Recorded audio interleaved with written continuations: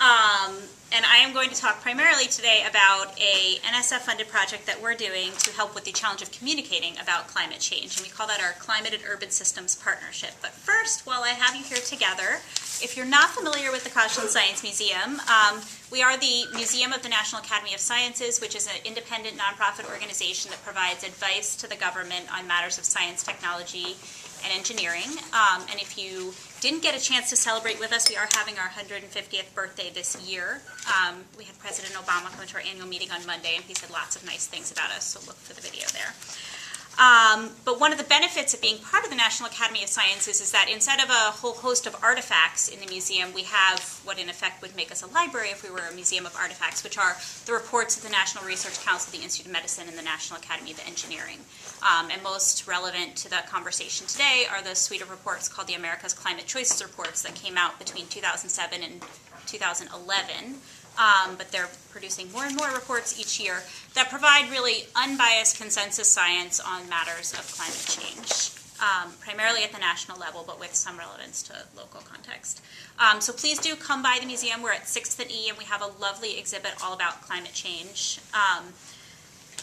which builds from those America's Climate Choices reports as well as America's Energy Futures.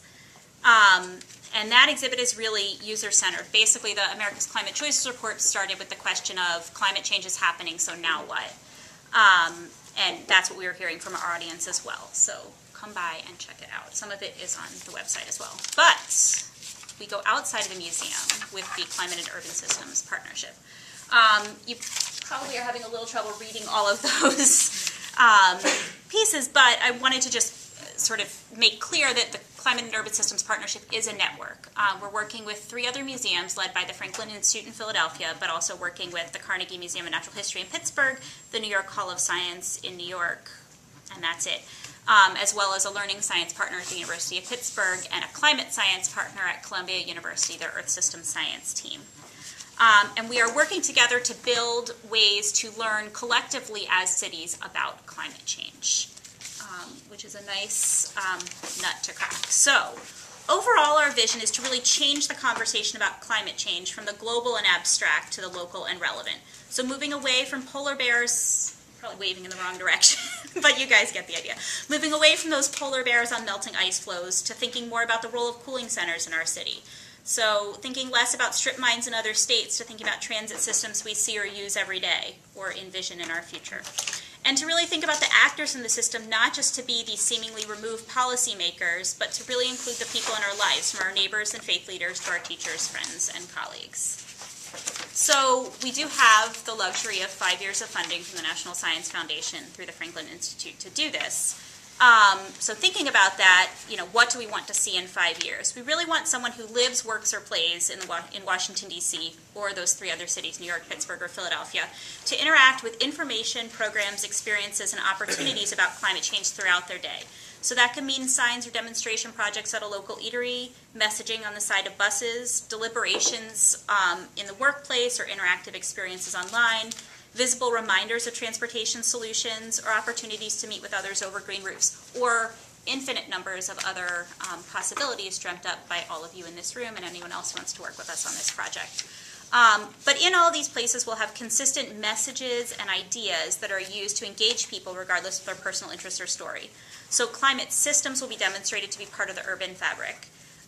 Further, the conversation will turn from that individual or global context to thinking about mitigation or adaptation at the community level. So what can we really do together?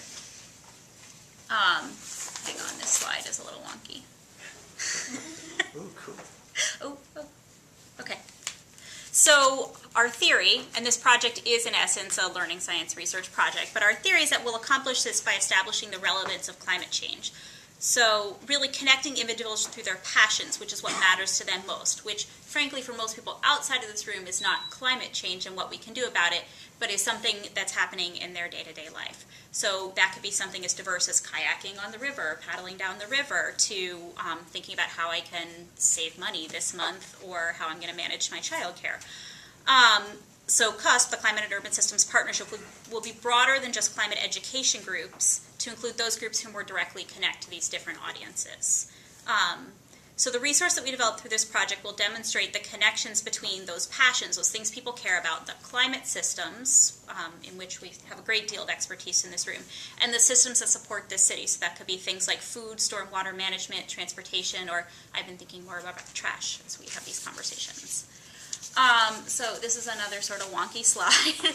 So the way this works is that the museum, in this case the Koshland, serves as our anchor, and we are developing a community of practice here in the district, and we're just in the pilot phase. A couple of you who are here participated in our March, Dan's in the back of the room, participated in our March pilot workshop.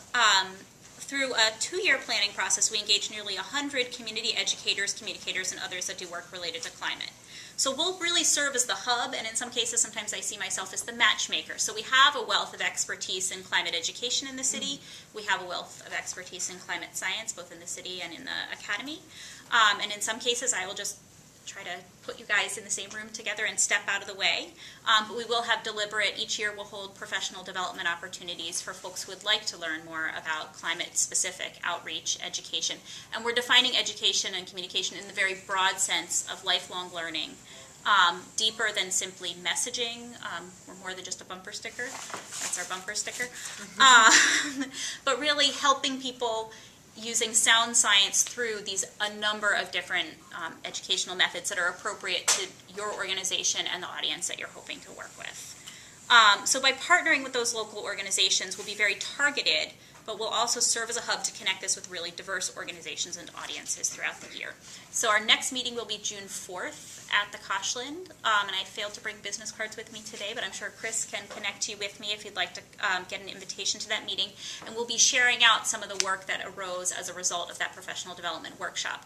We'll also be talking about what the professional development needs are amongst the community so that we can really tailor our workshop for next year and think about other resources that we can connect everyone with.